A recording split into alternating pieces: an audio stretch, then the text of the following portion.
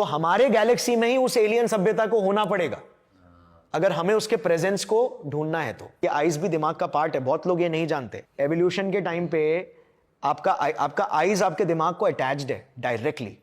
सो जैसे जैसे आपका दिमाग बढ़ा वैसे वैसे उसने आइज को आगे पुश कर दिया और खोपड़ी से बाहर निकाला। Your eyes is your brain. अच्छा गौरव भाई, मैं जानना चाह रहा हूँ कि आपने एलियंस के बारे में बहुत ज़्यादा रिसर्च की है, बहुत ज़्यादा आपने बताया लोगों को, तो मैं चाहता हूँ ऑडियंस को आप थोड़ा हमारी भी बताओ कि एग्जैक्टली साइंस क्या मानती है। सो एलियंस को लेकर देखो, डेफिनेटली मतलब एलियंस अगर हम लॉ ऑफ प्रोबेबिलिटी को देखें, मतलब संभावनाओं को देखें हम, तो डेफिनेटली एलियंस एग्जिस्ट करने चाहिए। बिकॉज पृथ्वी एक ऐसा ग्रह है जहाँ पे हम अगर पृथ्वी के कॉम्पोजिशन को देखेंगे तो ऑक्सीजन, नाइट्रोजन और कार्बन, ये सब का जो रेशियो है, ये रेशियो एग्जैक्टली मैच करता है एक यूनिवर्स में जो रेशियो है उससे। ठीक है, तो मतलब पृथ्वी कोई अतरंगी ग्रह नहीं है, उसमें जो लाइफ के एलिमेंटल कॉम्पाउंड्स है का जो रेशियो है वो एग्जैक्टली मैच करता है, सिमिलर है अदर प्लेसेस इन यूनिवर्स में भी। तो इसका मतलब वही सेम रिएक्शंस दूसरे उसमें भी हो सकते हैं। लाइफ की जिस तरीके से अर्थ में लाइफ बना वहां पे भी ये पॉसिबल हो सकता है। दूसरी बात, अगर हम बात करें लाइफ के लिए क्या देखा जाता है, लाइफ के लिए देखा जाता है कि एक प्लैनेट अपने होस्ट स्टार, जैसे हमारे केस में हमारा अर्थ हमारे सन से एकदम बराबर दूरी पे होना चाहिए। ज्यादा दूर गया तो लाइफ एग्जिस्ट नहीं करेगी, तो फ्रीज हो जाएगा, ज्यादा नजदीक गया तो जल जाएगा, तो गोल्डी लॉक जोन बोलते हैं। ऐसे हमने बहुत सारे टेलीस्कोप से डेटा निकाला, केपलर स्पेस टेलीस्कोप, हबल, ये सब से हमें फर्मी, तो इससे हमें बहुत सारे ऐसे वो मिले, क्या बोलते हैं, प्लैनेट्स मिले जो कि एक्चुअली में हैबिटेबल जोन में है।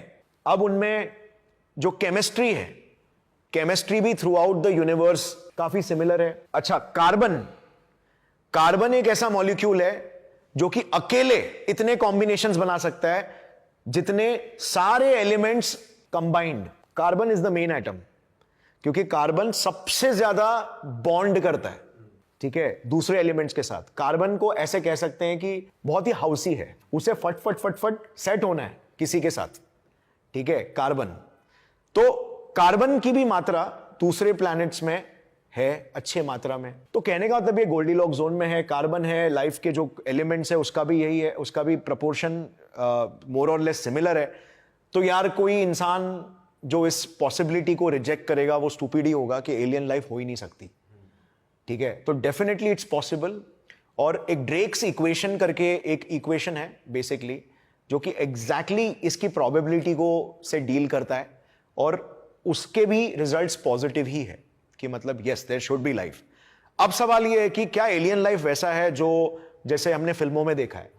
और साइटिंग्स भी देखते हैं हम काफी सारी कि भाई नेटफ्लिक्स पे जो हम देखते हैं कि भाई यूएस में आया, इन्वेजन हो गया, और ये लगता है कि यूएस में ही क्यों आया। अभी फिलहाल इंडिया के लिए ही बोले गए थे कि इंडिया में भी आए थे कुछ। कैलाश मानसरोवर वाले रीजन में भी कहते हैं यूएफओ स्पॉट होते हैं, उसको बेसिकली एपी सेंटर कहते हैं यूनिवर्स का, तो कि वहीं से ही कांटेक्ट होता है सारा, ऐसा कुछ बोलते हैं। तो देखो ये सारे चीजों में ना, मतलब ये सारे जो क्लेम्स है इसमें अभी कोई भी लाइक जो मेन स्ट्रीम साइंटिफिक कम्युनिटी है वो इसमें बिलीव नहीं करती, ठीक है। ये सारे क्लेम्स में कि ऐसा हुआ है, एलियन स्पॉटिंग्स हुए हैं, इसके पीछे बहुत सारे रीजंस हो सकते हैं, 100 रीजंस हो सकते हैं कि भाई एलियंस जैसा कुछ दिखा, अलग अलग टाइप के क्लाउड्स होते हैं, ऑर्ब्स जैसे लुक आते हैं, फिर क्लाउड्स में भी जैसे डिफरेंट शेप्स हो गए, लाइटनिंग के भी अलग अलग कलर्स होते हैं,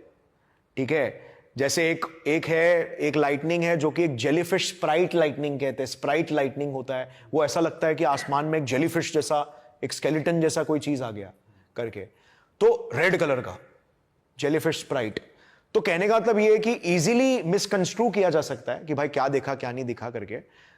दूसरी चीज क्या है कि देखो कॉन्स्पिरेसी थियरीज हमेशा बहुत जल्दी स्प्रेड होती है, क्योंकि लोगों को हमेशा वो चाहिए रहता है कि मिर्च मसाला, कि भाई क्या दिखा क्या नहीं दिखा, ठीक है, ऐसा होता है ऐसा नहीं होता है, तो वो चीज हमेशा ज्यादा जाती है। लेकिन कई बार ना एक्चुअल रियलिटी काफी बोरिंग होती है, ठीक है। तो एलियंस की अगर हम बात करें तो क्या एलियंस वैसे हैं जो हमारे जैसे हम मूवीज में देखते हैं, क्या एलियन इंटेलिजेंट है, इसके चांस और अभी कम हो जाते हैं। सर लेकिन किसी भी चीज़ को अगर दिखाते हैं, पोर्ट्रे करते हैं मूवीज़ में, वेब सीरीज में, तो मतलब कहीं से तो इंस्पायर्ड हैं लोग जो बना रहे हैं या दिखा रहे हैं। अगर उनका एक स्ट्रक्चर बनाया गया, मतलब किसी ने कुछ तो देखा, ऐसा ही स्ट्रक्चर क्यों बना, तो हो सकता है कि वो स्ट्रक्चर के पीछे रीजन ये है कि हम सोचते हैं कि हम इंटेलिजेंट हैं, हमारा जो फोरहेड है वो बड़ा है, ठीक है। सो बेसिकली हमारा फोरहेड बड़ा क्यों है?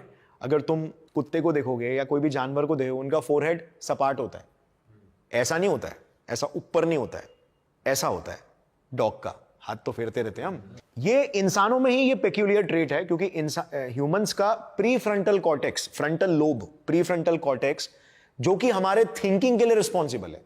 तो सारे आइडियाज, सारा प्लानिंग, सारा स्ट्रेटेजिक थिंकिंग, सारा जो भी हम फ्यूचर प्रेडिक्शन का गेम करते हैं, प्लानिंग करते हैं, प्रिपरेशन, ये सारा जो भी कॉग्निटिव एबिलिटी है ये यहीं पे होता है। तो मे बी इंस्पिरेशन के लिए बहुत सारे राइटर्स हो गए, जो भी है, उन्होंने इस तरीके से सोचा होगा कि यार एलियंस हमसे भी स्मार्ट है, तो उनका दिमाग हमसे भी बड़ा होगा, और आईज हमसे भी बड़े होंगे, क्योंकि आईज भी दिमाग का पार्ट है। बहुत लोग ये नहीं जानते। एवोल्यूशन के टाइम पे आपका आईज आपके दिमाग को अटैच्ड है डायरेक्टली। सो जैसे जैसे आपका दिमाग बढ़ा, वैसे वैसे उसने आईज को आगे पुश कर दिया और खोपड़ी से बाहर निकाला। Your eyes is your brain, your eyes is not different from your brain. Sir इसमें कुछ लोग ये भी कह सकते हैं कि आप एलियंस का वो स्ट्रक्चर जस्टिफाई करने के लिए आप ये चीज़ें देख रहे हैं, या फिर इस तरीके से आप सोच रहे हैं कि यार ठीक है कनेक्टेड है, तो हो सकता है कि सभी राइटर्स ने या डायरेक्टर्स ने उस एलियन के स्ट्रक्चर को माथा बड़ा कर दिया, आंखें बाहर कर दी, वो स्ट्रक्चर जस्टिफाई करने के लिए आप ऐसा कह रहे हैं, फिर रिसर्चर्स ऐसा कहते हैं। देखो ये फैक्ट है, बिकॉज कभी भी जो राइटर्स होते हैं ना, देखो राइटर्स, अब मैं खुद भी एक राइटर रह चुका हूं और मैं क्रिएटर भी हूं, तो मैं क्रिएशन के टाइम पे भी राइटिंग करता हूं। तो हमारा गोल क्या होता है? पहला तो यह है कि हमें साइंस के बारे में भी बताना है, और दूसरी चीज है हमें इस तरीके से बताना है कि लोगों को मजा आ जाए। तो बाय डिफॉल्ट एक एग्जैजरेशन आता ही है। अब आज थंबनेल्स भी हम बनाते हैं, तो थंबनेल में मिस्टर बीस्ट का भी थंबनेल देख लो, बहुत ज्यादा एग्जैजरेटेड लगता है वो, ठीक है। तो कहने का मतलब ये है कि वो ऑक्यूपेशन ही ऐसा है। ओके, बट आप एक बात बताओ कि क्या ऐसा हो सकता है कि एलियंस हमसे ज़्यादा एडवांस्ड हैं और वो कभी भी चाहते हैं तो वो आ सकते हैं मतलब हमारे प्लैनेट पे? और देखो एलियंस के एडवांसमेंट के लिए भी बेसिकली एक साइंटिस्ट थे निकोला कार्डेशेव करके, तो उन्होंने एक स्केल बनाया था, कार्डेशेव स्केल करके। सुना होगा type 1 civilization, type 2 civilization, type 5, type 7 civilization. तो बेसिकली ये जो कार्डेशेव स्केल बना था, ये एक हाइपोथेटिकल स्केल है, और ये मैं बात कर रहा हूं 1920th सेंचुरी की। उन्होंने ये सोचा कि यार हमसे तो ज्यादा इंटेलिजेंट एलियंस होते रहेंगे, क्योंकि आज के तारीख में हम इंसान, हमें मतलब मैच्योर होके लाइक हार्डली बस 1-2 हज़ार साल हुआ है और हमने इतनी टेक्नोलॉजी बना दी है, ठीक है। तो डेफिनेटली क्योंकि ये यूनिवर्स इतना पुराना है और इतना बड़ा है, तो यहां पे कई सारे ऐसे एलियंस होंगे जो कि हमसे कहीं ज्यादा स्मार्ट होंगे। तो फिर उन्होंने सोचा कि यार इनके स्मार्टनेस को हम डिफाइन कैसे करेंगे। मतलब एक पॉइंट के बाद अगर एक एलियन सभ्यता अभी ह्यूमंस जहां पे है उससे भी ज्यादा एडवांस हो जाती है, तो वो दिखेगी कैसे, ठीक है। और उनको हम डिटरमाइन कैसे करेंगे, उनको हम फाइंड आउट कैसे करेंगे कि ये कौन से लेवल की है, क्लासिफाई कैसे करेंगे। तो उन्होंने एक कॉमन फैक्टर के बेसिस पे क्लासिफाई किया, और वो है एनर्जी कंजम्पशन। क्योंकि जैसे जैसे एक सभ्यता एडवांस होती है उसका एनर्जी कंजम्पशन बढ़ता है, ठीक है। तो एनर्जी कंजम्पशन के बेसिस पर उन्होंने ये एक मॉडल बनाया कॉल्ड कार्डेशेव स्केल। स्केल का काम होता है मेजर करना। तो टाइप 1 सिविलाइजेशन वो सिविलाइजेशन होगी जो सिविलाइजेशन अपने प्लैनेट में गिर रहे अपने होस्ट स्टार की पूरी एनर्जी एब्जॉर्ब कर पाएगी। तो जैसे हमारे केस में सन, तो सन का जो एक जो रे ऑफ लाइट है उसको अगर हम सक्सेसफुली एब्जॉर्ब कर पाते हैं, अभी हार्डली हम कुछ परसेंटेज सनलाइट को एब्जॉर्ब कर पा रहे रहेंगे, ठीक है, बाकी सन तो ऐसे इधर उधर वेस्ट होता है। तब हम टाइप 1 में आएंगे, तो मतलब हम पृथ्वीवासी टाइप 1 सिविलाइजेशन भी नहीं है, हम टाइप 0 पॉइंट समथिंग है, ठीक है, टाइप 1 बनेंगे। फिर टाइप 2 सिविलाइजेशन में ये तो थोड़ा माइंड ब्लोइंग है कि हमारा जो स्टार है सन, तो सन हमसे ना, हमारे पृथ्वी से इट्स लाइक हजारों लाखों गुना बड़ा है पृथ्वी से। तो टाइप 2 सिविलाइजेशन बनने के लिए एक एलियन सभ्यता को अपने स्टार की पूरी एनर्जी को सोखना होगा, मतलब स्टार के अराउंड एक मेगा स्ट्रक्चर क्रिएट करना पड़ेगा कॉल्ड डायसन स्फीयर। अब ये डायसन स्फीयर दिखता ऐसा है कि सन समझ लो ये है, और उसके बाजू में एक बड़ा सा मेटल का एक, मतलब जिस तरीके से सोलर पैनल्स होते हैं, तो एक बड़ा सा पैनल लगा है जो सन को चारों बाजू से घेर के रखा है और उसकी ऊर्जा को सक कर रहा है। तब हम टाइप 2 सिविलाइजेशन बनेंगे, और वो सारी एनर्जी को हम यूज कर रहे रहेंगे हमारे सिविलाइजेशन को एनरिच करने के लिए, एम्पावर करने के लिए। वो टाइम पे हम स्पेस ट्रैवल भी करने लगेंगे, एक प्लैनेट से दूसरे प्लैनेट। तो जैसे आज हम समझ लो, आज हम इंडिया से, अभी तुम लोग दिल्ली से मुंबई आए, हाँ, कहीं फ्लाइट ले लिया, यहां से दुबई ले लिया, तो वैसे हम यहां से मार्स जा रहा हूं। कहां जा रहे हो? जुपिटर जा रहा हूं, ठीक है।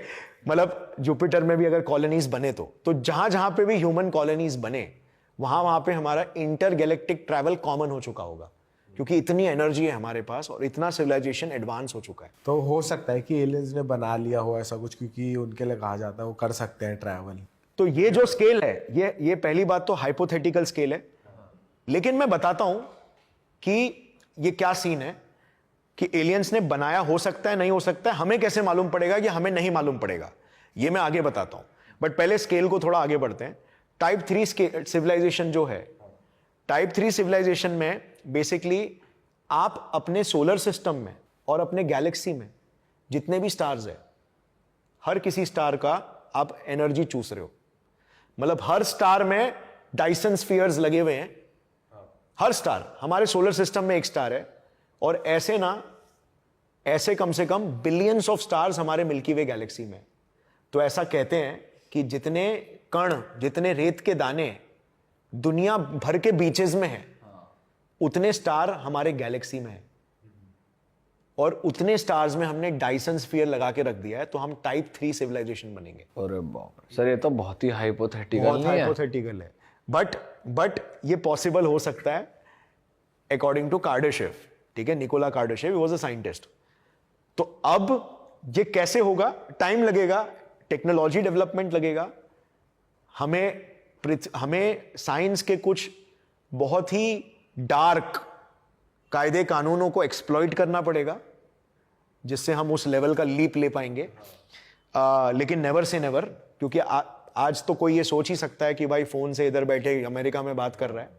एक टाइम पे एक केवमैन को दिखा दोगे तो बोलेगा भाई ये बहुत ही हाइपोथेटिकल है, राइट। बट सिर्फ एक सिद्धांत चाहिए था। आप सर ये बहुत अलग दो पहलू को हम कंपेयर कर रहे हैं, ये तो बहुत ही बड़ी चीज हो गई जो आप ये कह रहे हो। और टेलीफोन से वो भी पहले बहुत ही बड़ी लग रही थी। मतलब सोचो, एक इंसान केव में बैठा है, यहाँ पे तुम बैठ के भाई पृथ्वी के कोने में बात कर सकते हो।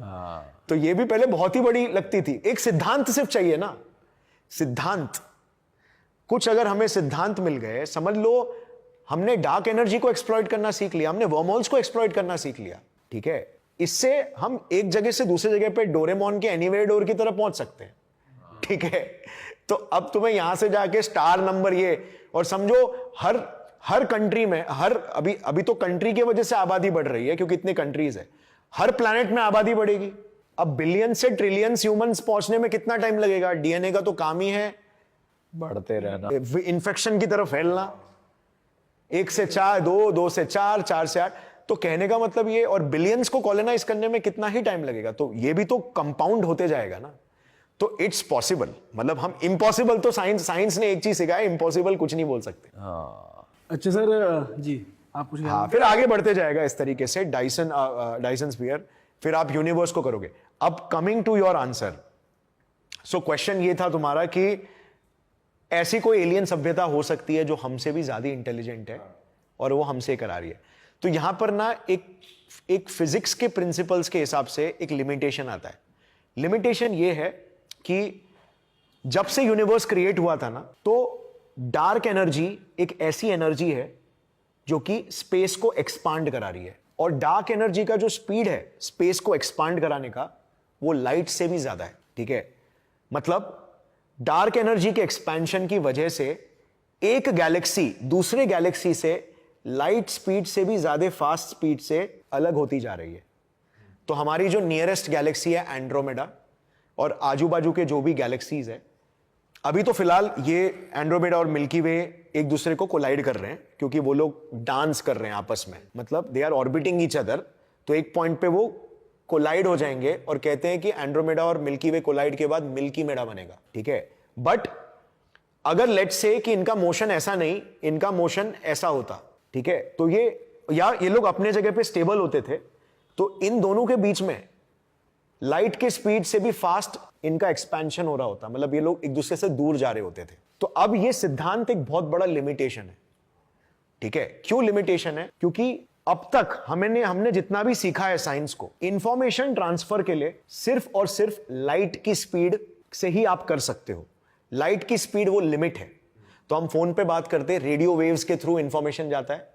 रेडियो वेव्स लाइट का ही एक वेवलेंथ है। रेडियो वेव्स लाइट वेव्स है, ठीक है। माइक्रोवेव लाइट वेव है, एक्सरेज लाइट वेव है, ये सब लाइट वेव है, और लाइट का एक स्पीड लिमिट है, ठीक है। जब गैलेक्सीज आपस में एक दूसरे से अलग जुदा होते जा रहे हैं और लाइट का एक स्पीड लिमिट है, और ये लोग जुदा एक दूसरे से होते जा रहे हैं लाइट से भी फास्ट, तो फिर इस गैलेक्सी में अगर कोई एलियन है और वो हमसे कम्युनिकेट करने की कोशिश करेगा, तो लाइट के स्पीड से ही कर पाएगा। बट लाइट का रे तो कभी पहुंच ही नहीं पाएगा ना, क्योंकि ये तो उससे ज्यादा स्पीड से हम लोग एक दूसरे से जुदा होते जा रहे हैं, तो कम्युनिकेशन ही नहीं हो पाएगा। तो हमारे गैलेक्सी में ही उस एलियन सभ्यता को होना पड़ेगा, अगर हमें उसके प्रेजेंस को ढूंढना है तो। ओके, ठीक है। तो ये गेम है, ये लिमिटेशन है बेसिकली। अगर वो कोई दूसरे गैलेक्सी में, देखो बिलियंस ऑफ गैलेक्सीज है यूनिवर्स में, लेकिन उससे हमें कोई वास्ता नहीं है, क्योंकि वो सब आपस में से बहुत दूर जाते जा रहे हैं, वैसा है। तो इसको द फर्मी पैराडॉक्स कहते हैं, द फर्मी पैराडॉक्स, कि लाइफ तो बहुत हो सकता है, लेकिन वो लाइफ हमें कभी अनफॉर्चुनेटली शायद हमारा उनके साथ कभी इंटरेक्शन में भी ना हो पाए, या मे भी हो जाए, ऐसा कोई सिद्धांत हमने एक्सप्लॉइट कर लिया, तो हमारे थियरीज अपग्रेड हो रहे हैं। ये आइंस्टाइन की थियरी बोलती है, और उससे पहले भी कुछ साइंटिस्टों ने ये प्रूव किया था कि लाइट की जो स्पीड है, तो ये मैक्सवेल के टाइम तक ही बेसिकली एस्टैब्लिश हो गया था कि लाइट की स्पीड हमेशा कांस्टेंट है। और आइंस्टाइन ने बेसिकली वो ये चीज को प्रूव किया कि लाइट की स्पीड का टाइम के साथ रिलेशन है। मतलब जितना आप लाइट के स्पीड तक पहुंचते रहोगे, लाइट के स्पीड को अगर आप टच करने जाओगे तो आपके लिए टाइम स्लो हो जाएगा। लाइट की स्पीड है 3 लाख मीटर्स पर सेकेंड, ठीक है, which is like something 9 trillion kilometres या माइल्स पर वो तो एक लिमिटेड है, ये एक लिमिटेड स्पीड है, और इससे ज्यादा स्पीड में इंफॉर्मेशन ट्रांसफर हो ही नहीं सकता, वरना आइंस्टाइन की पूरी थियरी डिस्ट्रॉय हो जाएगी। और अब तक कोई नहीं कर पाया ये चीज, प्रूफ कर पाया कि इससे ज्यादा स्पीड में इंफॉर्मेशन ट्रैवल हो सकता है। तो ये एक लिमिटेशन है।